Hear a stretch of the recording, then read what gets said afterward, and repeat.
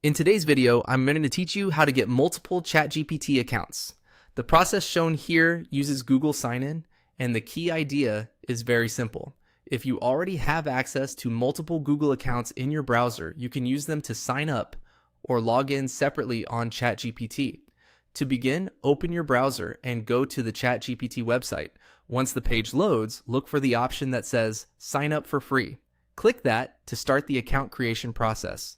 This is the normal starting point if you want to create another account rather than just entering an existing one. After that, choose Continue with Google.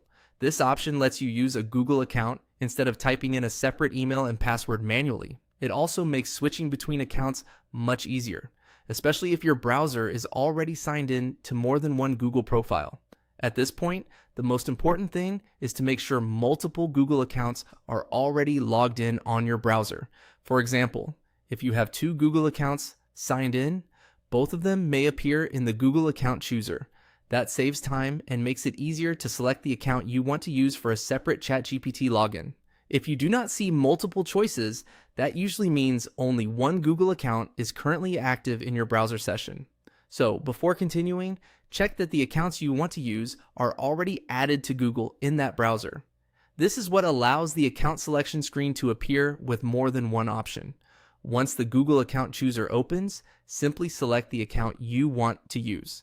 If one ChatGPT account is linked to one Google account and another ChatGPT account is linked to a different Google account, you can use those separate Google identities to access separate ChatGPT accounts. That's really the full workflow shown here. Go to ChatGPT, click Sign up for free, choose Continue with Google, make sure multiple Google accounts are logged into your browser, and then use the account you want from the list to sign in. A quick practical tip: keeping your Google accounts organized in the browser can make this much smoother, especially if you switch often. It helps reduce confusion and makes it easier to know which account you are using at any given moment.